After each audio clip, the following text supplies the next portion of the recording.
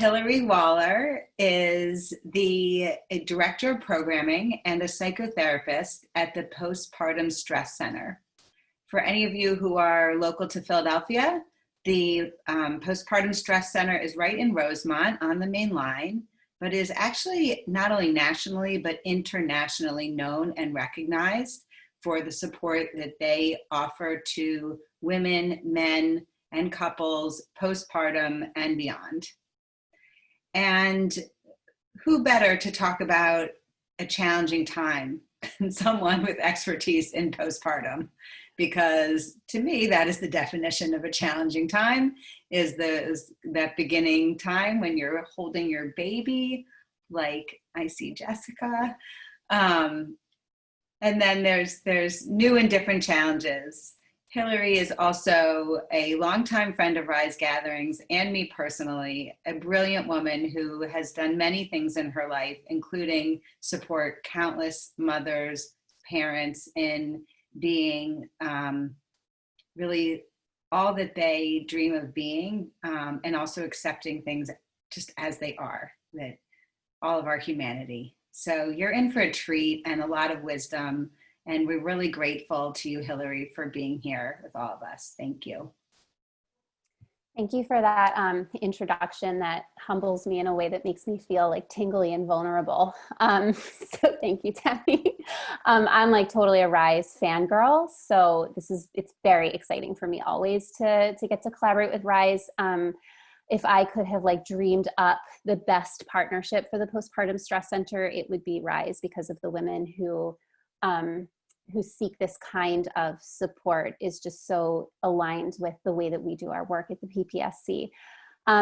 So I want to start actually by mentioning the pandemic, because the idea for this workshop grew out of a group that I was running back like right at the beginning of March. We did like this big Zoom group that we were calling Postpartum in a Pandemic. And so when I talked with Tammy and Rachel around that time, we talked about bringing a sort of similar-ish group to Rise. And so here we are now, parenting in difficult times. And I actually want to say a word about how the pandemic and the postpartum experience have been really similar, because it's interesting when I think about the ways that we describe the period of the pandemic. So there's intense isolation, there's intense mental load, there's keeping track of family members in ways that we're not used to keeping track of those family members. There's a sense of medical vulnerability. There's a sense of uncertainty about the stability of the world, fragility of life.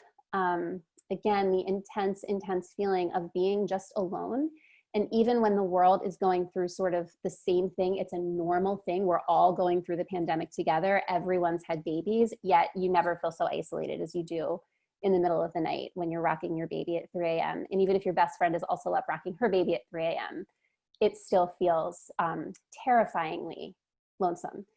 And so the experience of sort of navigating the pandemic, I've been really I'll start by giving this to you, really empower women who've experienced becoming mothers, whether it's through having given birth, adoption, having a newborn come into your life, having an older child come into your life, but really recognizing that the strengths that we develop and the resilience that we develop in those beginning days of parenthood with each child that you welcome into your family, or even each loss that you experience, if that's part of your history, that in some ways has prepared us to navigate this unprecedented, difficult time. So I'm going to start by, I want to make sure that everybody has some place to write something down. I'm going to mention, I don't know if everybody can see Tammy's chat, but I think this is important. Tammy and Rachel are recording this workshop, but anything anything given by participants will be edited out. So it's a safe place to share what needs to be shared. But my piece, what I say, the stuff that's not specifically responding to something that you've shared, will be made available, I guess, to the membership. Okay, so I'm going to ask everybody to have a place to write something down, whether it's on your hand, on a piece of paper, on a cell phone, if you have a device, doesn't matter. I'm only going to ask you to write down numbers. What you're going to rate how you're feeling 1 through 10. So it doesn't have to be anything fancy. So I'm going to ask you to, see, Tammy, you sort of ruined this by playing awesome music. I needed everybody to come in a little more stressed. Now Amy's like, this is great. So before you logged on, If you were to rate your level of stress at the end of this day, 1 through 10, and I mean stress in your body, give yourself a rating for today and just jot that down.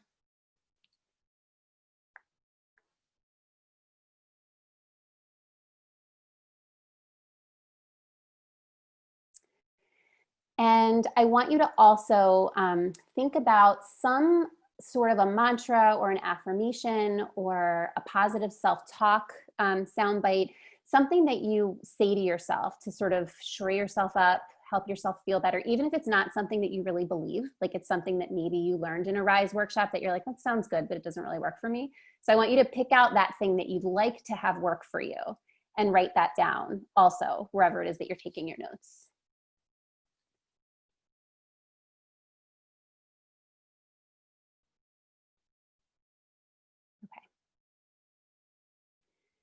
And now I'm going to ask you to rate your stress level again in the here and now. Maybe it's the same as what we just wrote down a second ago about your day. Maybe it's a little bit different, higher, lower.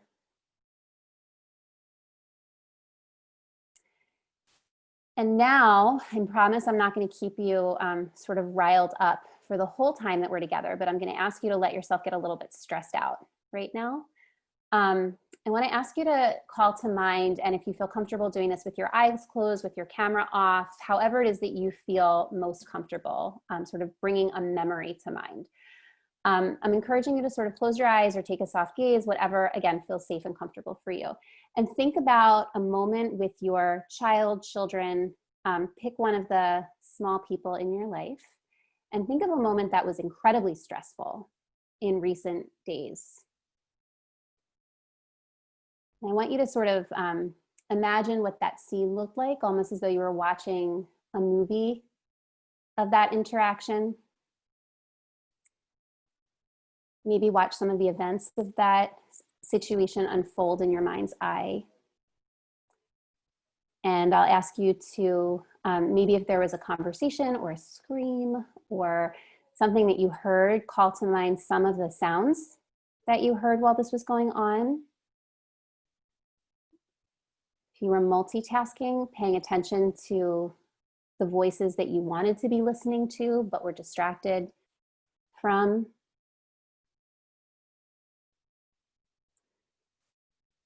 Maybe there was something that, that you could smell at the time.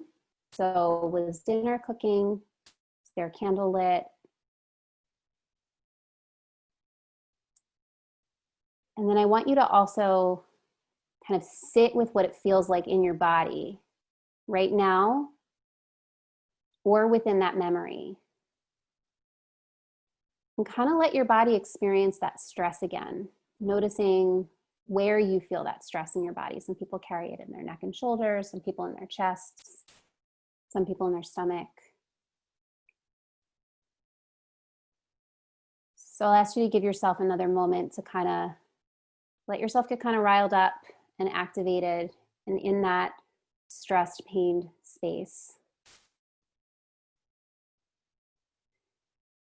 And without writing it down this time, I want you to rate your level of stress or distress on a scale from 1 to 10. This time, just sort of note it in your mind.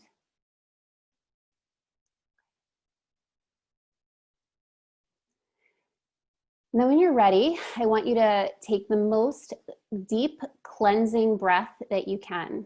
So you're going to give yourself a count to breathe in, maybe 1, 2, 3, 4. But really focusing on a deep breath, filling your lungs entirely. Holding that breath for a moment and then slowly letting go.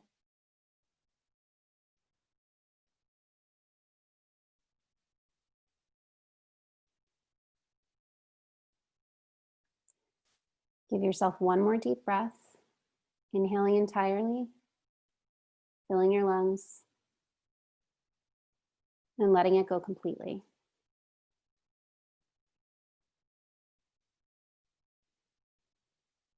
When you're ready to come back and sort of rejoin your attention to this space, to write down the number that you rated when I asked you to hold on to the number, and to compare that to how you feel right now in this moment.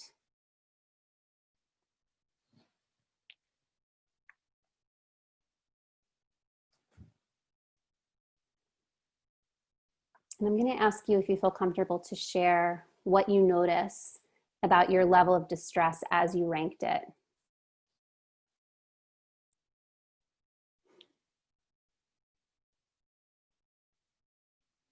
Did anybody notice meaningful? This was an opportune time to log in with a cute baby face. Does anybody notice a meaningful shift in the ways that they ranked their level of stress or distress? Yes. Mm-hmm. Okay. What was happening for you in that moment where I asked you to get as activated as you could? I saw some emotion happening, like I saw some body changes, slight, but I wonder what you were noticing in your body, what you were noticing in your spirits. What was happening for you in that moment, and how did those 2 deep cleansing breaths change your experience? Well, an important part of my job is to help parents figure out ways to navigate challenges that we actually can't control. And this is why the pandemic has been such an interesting experience, because what I didn't mention when I sort of introduced the pandemic piece is the word uncertainty and the lack of control that we have. It's ultimate awareness of the lack of control that we have over the fragility of all of our things, right?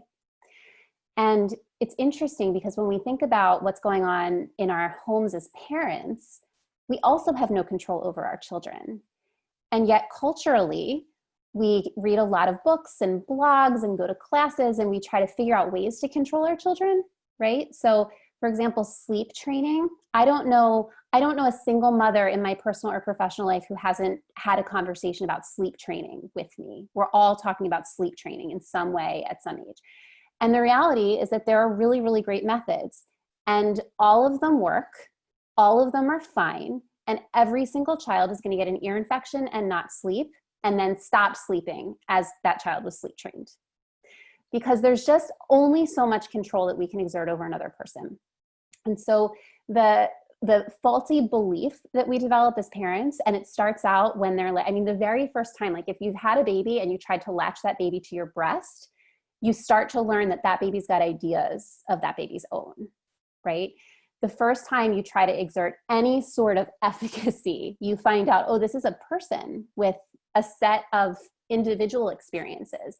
And when we think about like how we sort of, prepare reluctantly for our kids to grow up and break away, right? Like we all know that they're going to one day grow up and go, like leave our homes or go to summer camp or do something, that's separate from us. Really, that starts when we give birth. They're not inside our bodies anymore. And so when we bring them into the world, they become these like independent people. And so as we move through the hard stages with them, right, there's newbornhood, there's toddlerhood, there's going off to kindergarten, middle school, high school. I have, I'll introduce myself personally just a little bit. I have the spunkiest, noisiest, most exuberant 4-year-olds that I've ever encountered, who's awake all the time and talking all the time. And then I also have a very introspective, thoughtful 9-year-old who's becoming a tween. So I have this highly emotional, exuberant, which is a fancy way of saying easy to tantrum preschooler. And I have this tweeny older child in my home. We have a lot of feelings happening all the time. And what I know to be true about their experience is that there's not a whole lot that I can do to rescue my 4-year-old from whatever it is that she's pissed off about in that moment. There's not a whole lot that I can do to rescue my 9-year-old from feeling like I'm not sure that I really fit in at that birthday party, right? Or it's hard I don't know, like if kids are getting together, like social distancing without me, like what's going on outside of our house. There's not a lot I can do. So what can we do as moms? Right, as parents, all we can do is sort of sit and tolerate the uncertainty and the knowledge that we don't have the answers. So how do we do it? And how good are you at it? Like, tell me a little bit about your experience tolerating uncertainty, and letting yourself just sort of be and sit with your children's distress, whether that comes in the form of, I want the orange bowl and not the green, or I'm 11 and I swear I should have an iPhone, whatever is your personal lived experience. How well do you tolerate that? In my lived experience, when I think about those moments of high distress, the first one that comes to mind for me is with a challenging sleeper, right? Like the middle of the night when the baby's just like screaming right here, right? And it's so loud, it's actually creating holes in your brain, right? And there's just nothing you can do because you've done all the things. You've fed and you've changed and you've soothed and you've rocked and you got your partner and you did all the things, right? But there's just nothing you can do. And so there's that moment where you sort of break. And some people, when they break, they experience anger. Some people cry and collapse on the floor. But there's a feeling of just like utter helplessness. And for me, it started there in those moments in the middle of the night in the nursery. And it becomes like, okay, you want to ask for that phone. I'm going to tell you, no, it's not time yet, right? But then like you start really asking, and then you start telling me like, well, so-and-so is on social media, or it becomes a more impassioned conversation with your older child. And with your sort of like toddler, earlier elementary school kids, it's whatever, let's just talk about moodiness for a second, right? Even if it's not about boundary setting and decision making. What happens when your older child comes home and is just in a mood, isn't being nice to the family members?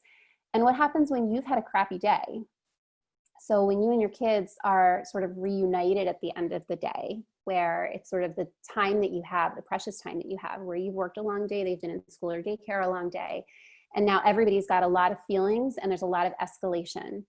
And they say the thing that's going to set you off. What can you do to avoid that? Like, how do we keep our cool when we're so overloaded? And how do we keep our cool when we're so overloaded and they're asking for so much, right? Like when your child is asking you to tell her, like, when can I have a phone? And you say, like, when you drive, or whatever's the rule in your house, you know, like, okay, that's cut and dry. When will the pandemic be over? When can I see my friends again? When can I hug a grandparent? Like, I don't have an answer for that. So what are the feelings that you notice when your children put you in an unanswerable situation, whether it's in the form of, I can't be soothed in the middle of the night, or I'm asking when COVID will be over? What happens for you when your children's distress is so high that it actually triggers you? So your girls are going to get to a point where they're going to look at you and be like, go away, you're not cool, I don't care, I'm mad at you.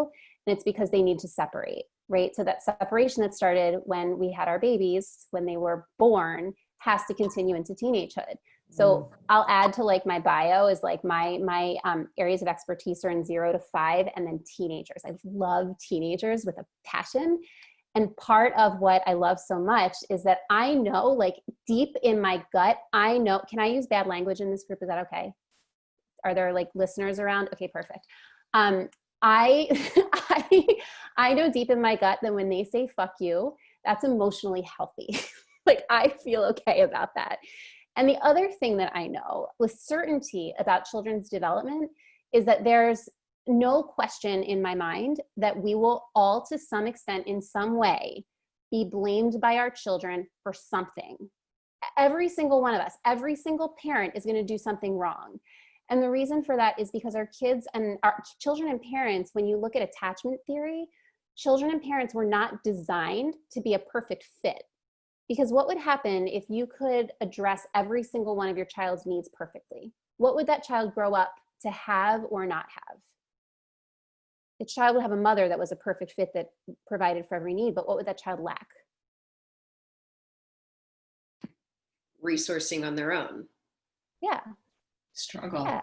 Grit. Exactly. All of it. And even like when that baby's hard to soothe in the middle of the night, and this is like the crux and the core of like, what should we do when our kids are freaking out and it's freaking us out? At some point there needs to become this like moment of clarity where we sit with the fact that at the core of all of this, when our kids are tantruming, they're trying to tell us something about what's going on developmentally for them. So when your child's tantruming in the middle of the night and it's a baby and you can't meet the need right away, what that child's actually learning is that you're going to stand there with that baby, right? You're going to stand there with your screaming baby and you're going to hold your screaming baby and you're going to feel escalated or upset and you're going to scream for your partner and then your partner's going to hold the baby and then you're going to put the baby in the crib, but then you're going to come back to the baby because you're not going to forget about the baby, even if you're like Ferber sleep training, right? Like you're not going to abandon the baby. You're going to go back to that baby after 10 minutes or an hour or two. And we all have the night where we like let them scream the whole night, right? But that baby's always finding you again. So there's always that knowledge of security, right? Like I can scream and I can cry and I can throw up on you and I can poop on you. And like, you're just there all the time. Like you just keep coming back. And so in that time that your baby is freaking out in baby's crib, right? Or in your arms, that baby's trying to figure out like, well, how can I cry in a way that will actually tell this lady what I need? Or how can I breathe in a way that will regulate me so I can fall asleep? Like there's so much learning happening in that moment. And so with older children, when they're having those after school tantrums or they're freaking out about their friends or they're upset about not having access to social media, we need to really be asking ourselves, what are they really telling me right now? What are they really upset about right now? And recognizing that what's happening in front of you, right, is some little ball of feelings like Pigpen from Charlie Brown, right? Like that's the image I get when I see my kids have all the feelings. You mentioned Charlie Brown earlier, like Pigpen, just in this mess of feelings. And I'm like, okay, what do I need to do to contain that? How can I create a container to hold that for my kids without judging myself for the way that I do it, without giving myself a report card around like, well, I was good at it today and bad at it yesterday. We'll get to how mommies need to be imperfect in a second. But how can I do it in a way that lets her know, like she can just keep screaming, fuck you at me when she's a grown-up or a teenager. And I'm just gonna keep coming back, like I'm still here. I'm gonna tell you like, hey, not cool to say that to your mom. Like that is not how we speak to your mother, right? Like there are boundaries, but you can be really mad at me and I'm just gonna keep being here. That's how we create a container for them. And at some point, having that space just to let it out, whether they're newborn or teen or whatever they are in between, having a space to let it out really is what they need. Because we just can't fix it for them. When it's just like the right plate or cup or whatever, you just want the noise to stop. Sometimes you just give in and give them the right plate and like that's the end of it and it's fine, you know? But more often than not, they're just expressing something. And more often than not, their brains aren't developed enough to be able to articulate exactly what's going on. Remember, our brains don't become mature until we're finding like well into our late 20s and early 30s. So these immature brains, like when I say to my kids, like, what's wrong with you? Like, they don't know. Like, they actually don't know.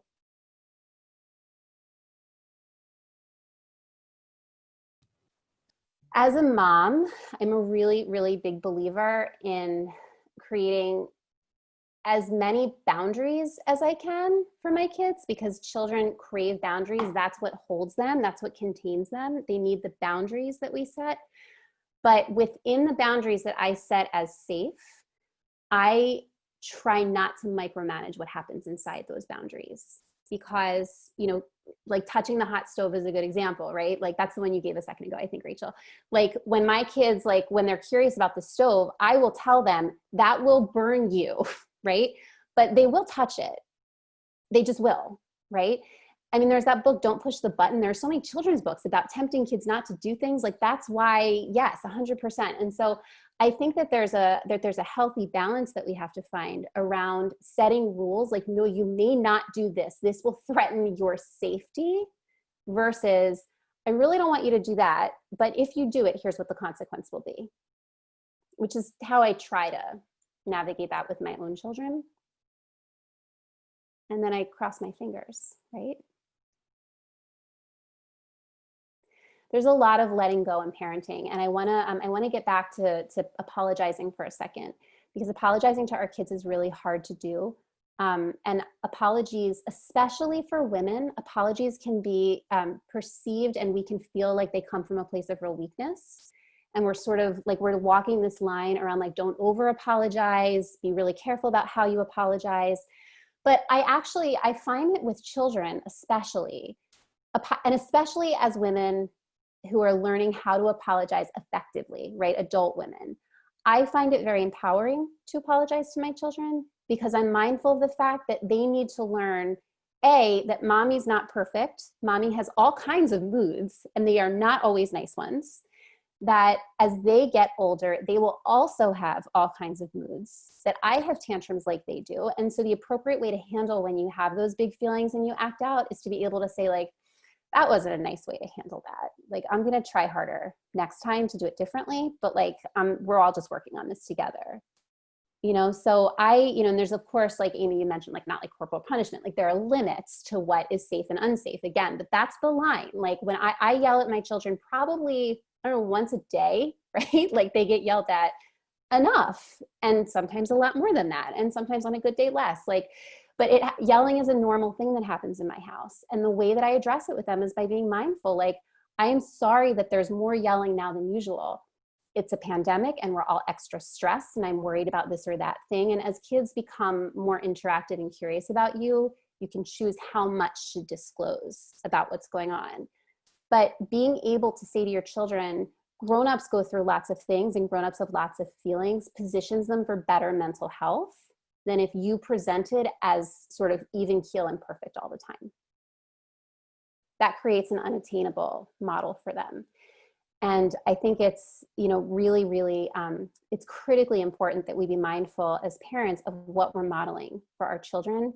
And the idea that we shouldn't be modeling things like losing our temper, I think is really problematic. Like this idea of like the perfect mother, perfect family, like I find that really toxic, both for mothers and for their children. We want our kids to be human beings. I just want to cheer for that. Thanks. I agree. Yeah.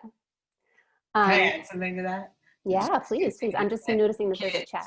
My kids are a little older, but as they got older, you can't trick them with your mood anymore. You can't like fake it because teenagers are bullshit experts. And like, I would be like, I'm not angry, like cutting the vegetables like this. And my son would be like, go look in the mirror, mom. Like, and that inauthenticity, and then to tell them to be able to express their feelings. Mm-hmm. Yeah. Mm-hmm. So if to be even trying to fake a mood mm-hmm. is also a disservice to them, because even young kids, they know, they can do. Absolutely. Absolutely. So that begs the question, like, actually, what should we do? Because it's nice to listen to like a workshop about letting go and being compassionate with your children, but like functionally, what can we do? So this is why I made you do the 2 deep breaths. Everybody was able to calm down a little bit after those 2 deep breaths. I got you to a place where you were feeling upset in some way, activated in some way. It was sort of a mild experience compared to what's actually happening in your real life. But enough that you noticed after you took 2 deep breaths, it was slightly better. And there's so much focus on mindfulness practice and breathing practice and yoga practice and practice and practice and practice. And I want to actually, Rachel, you said a minute ago, like, I don't know when I got better at this, right? Sort of being present with your children. I'm going to argue that you're better at it because you really, like, you live it by teaching it. And I make that argument because I don't know when I got good at it. And this is why, like, this is the kind of therapy I offer. And I do these workshops all the time. So I'm constantly like preaching it and somehow it sinks in. So I think I have an easier time with this than the average mom who doesn't practice it in some way. So practice is really important. At the same time, we are very busy people who don't have a lot of time for practicing things. So unless it's your profession, the reality is that you need some like really digestible way to do this. And so when I say to women in my practice, like, let's try breathing, almost 100% will roll their eyes and be like, I'm here because I don't have time for anything. And I'm here with you. So I literally don't have time for anything but you, and I'm not going to breathe. But what I will remind them of, or some version of that, what I'll remind them of is that 1 deep breath drives oxygen to your brain. And when you're stressed and your body is reacting to stress, oftentimes we forget to breathe. And so when you've deprived yourself of the basic necessity for oxygen, one deep breath really does a body good. And taking that one deep breath at any moment where you feel escalated will start to at least decrease your level of physical discomfort, just like even a little bit. But because this group, for example, I know that you're investing to some extent in your self-care. So just by virtue of the fact that you're here. So because I know already that there's some interest or some practice already happening, what will happen for you is you'll take that one deep breath and it'll trigger some other reaction or response. Like that one deep breath you've already learned to take in a yoga class or a workshop. So then it will trigger what you've learned, which is, I can take one deep cleansing breath and now I can have that feeling that I had in New Hope at the Rise retreat. Or I can take that one deep breath and it reminds me of something else I heard or learned. So that practice starts to kick in. So where the one deep breath maybe takes you down just like a notch, it takes you down now 2 or 3 notches. And all you did, I mean, it takes literally like less than 10 seconds and you can do it while you're washing dishes and your kids are screaming, you know? But the calming effect on your whole system is so important to be mindful of. And there's a lot of talk, a lot of therapists, a lot of self-help that will tell you like take a time to count to 10, to step outside, take time or space. We think about self-care in terms of activities that we do. And all of that is true. Every single bit of it is true.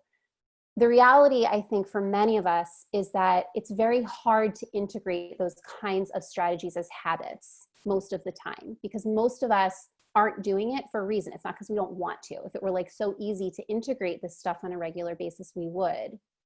So the power of just like that one deep breath to set your mind in a different space.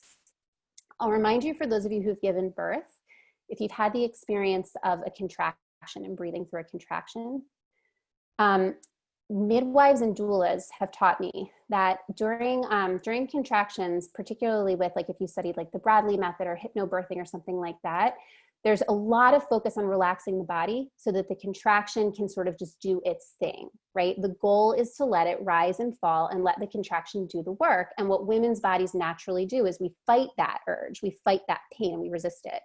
And so these methods for unmedicated birthing teach us to sort of lean into that pain and discomfort.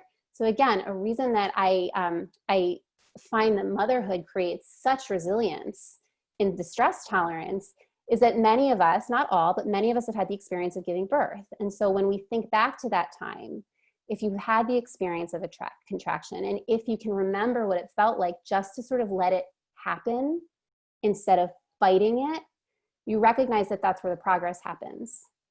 And so in these moments when our kids are testing us and we're feeling triggered and we're overwhelmed and we're distressed, instead of looking for like, oh, what do I do about my kid tool?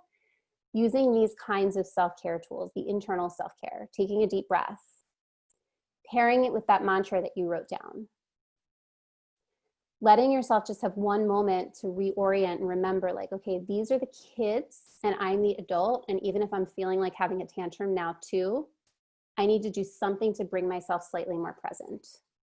Even if that's just saying like to the kids, like, I'm freaking out right now, so I'm going to go take 10 and then I'll come back and figure out how to help you, which is that line's in my house all the time. Like, I'm really stressed right now. I'm going to go take 10 deep breaths. I'll be right back. But I verbalize it because verbalizing it grounds me. It helps me actually follow through with it. It helps me to do it, right? Oftentimes I'll help parents develop internal boundaries. When we think about boundaries, we think about what we say to people to like keep them away, right? Like establishing boundaries with our children, we often think about things like between the hour of 8 and 9, you can't come into my room, right? I can't do that. If that's what you just asked. Mine don't do that. So what I think about, what I think is a more reasonable expectation is to be able to set these sort of internal boundaries where we can set blinders. And when our kids inevitably infiltrate the physical boundary that we've tried to set, kind of letting ourselves know, like, it's okay for me to just sort of focus on the thing that has to happen in the here and now, right? So I'm going to let my child kind of snuggle up with me right now and disrupt my focus, but I'm going to do my best to stay focused where I am and where I'm supposed to be. And later on, if it feels appropriate, or if it feels like it was sort of a big enough boundary breach, then to sort of say like, listen, when that happened, I felt this way. And if there's something that you absolutely need, always, my parents used to use the phrase blood, vomit, and fire. They would say blood, vomit, and fire, interrupt anytime. I don't say that to my kids, but it's sort of along the same line. Like if there's something that's a need, and can we talk about needs and wants? And if you want something, I understand, but mommy also needs to have some attention for herself right now. And so it will, it's like with your very small children, and you're like planting like manners seeds, where you're telling them to like have good manners and they never do at home. And the school teacher's like, by the way, like your kid has really good manners. You're planting seeds for them being able to respect your space. So it won't happen. But letting yourself have those internal boundaries where you're allowing yourself to focus on what needs to get done without the guilt. Letting yourself like single task on your client without the guilt of I'm ignoring the low-hanging fruit, right? And then at the same time, recognizing that when there's a true need, trusting yourself to know that there's a true need, so that you know, like this time I have to like hang up the phone. I want to talk for a second about the feeling of overwhelm, because maybe that is part of what comes up. And the feeling of overwhelm, like for me, overwhelm feels like physically drowning, like I'm sort of choking for breath a little bit. And so it's a very physical feeling, overwhelm. And it comes with, like, if you're a visual person, sometimes it feels like you're sort of like trapped under something, or you can feel physically trapped under something. And so when that's happening, again, I call on sort of like the practices that we do anyway. So things that we do, I find yoga really helpful for this. If there's like a yoga pose that you can recall, where you're like stretching your body out in a physical way, you're holding the tension here, the tension of the overwhelm is here. So finding a way to just like this, right? That can sometimes be enough. Moving your body in a certain way can sometimes be enough to loosen just enough that you're able to sort of focus on yourself in that moment again. Right. And so there's no problem solving going on here, right? Like we're not talking about how to like make it easier to have 3 kids in 3 different stages, and how to have a toddler with this is not about problem solving. It's about being able to just sort of sit with all the big feelings that are happening right now. And at the same time, as you're sitting with it, you're kind of taking care of yourself. The focus is on de-escalating you and letting them just sort of be, and knowing that they can, like, the message always is like, you guys can do you can have your tantrum, you can cry, you can interrupt my phone call, whatever it is. But like, I'm still here, and I can tolerate being present. And when we find that, I should give this little disclaimer, every single one of us will tire of that. Some people will tire once an hour, some once a day, some once a month, some have a longer period of time before burnout happens. But what's so important is when you notice that it's becoming hard, or your tolerance for sitting with those feelings is too much, that is when you have to immediately start the self-care activities, right? Because these kinds of strategies ground us in the moment. They enable us to move through the storm. We have to do like another hour on self-care activities, right? Like how do you find the hour or the time or whatever it is? And the short answer, and it's hard for me to say this out loud because I have to disclaim that as a person, I'm really bad at this. Like I can talk about it as a therapist, but it's something that I own is really hard to do, is really taking that time away from something else. So it might be taking that time away from your partner. I have to go do this for myself, and I'm taking that day away from you. Or I'm going to lose out on a certain, a client at work. I'm going to have to say no to this client session. So I'm turning down the income, maybe the whole client, but I'm going to set a boundary for myself so that I'm going to do something different. I'm taking something away from another part of my life to give myself a form of self-care for a day, or every day for a week, or whatever it is that you need to integrate. And doing that without guilt or regret. But knowing when is your limit is important, and also thinking through, well, when I hit my limit, what feels good to me? Does it need to be a day? Should I go back to a regular yoga practice if I'm not doing that right now? Do I need to take a weekend away with my partner, or just go out to dinner with my friends, or but finding a way to really connect with yourself when you're too sort of full to really do the de-escalation in the moment. it's lovely to be able to engage in these conversations together and to share. And I think the most powerful thing for me during the pandemic, and this has been, I've been asking people to think a little bit about, like, has there been like a ray of light? A ray of light. Can we find something where we can feel gratitude on a really sort of basic level? And for me professionally, a ray of light has been the ability to sort of bring together moms, especially in that isolation, to just sort of even just see each other. And the sadness of sort of seeing each other on Zoom, there's something very normalizing about actually seeing into each other's homes and being able to witness a different sense of the chaos. It feels a little different to sort of be in your bed or be in your house or be on your couch than when we get together in like a group setting. There's a different vulnerability. And so I appreciate being let into that space. And I also find it for myself comforting to be in the presence of others in that space. So thank you for giving to me tonight and for listening to what I have to say. I hope it was helpful.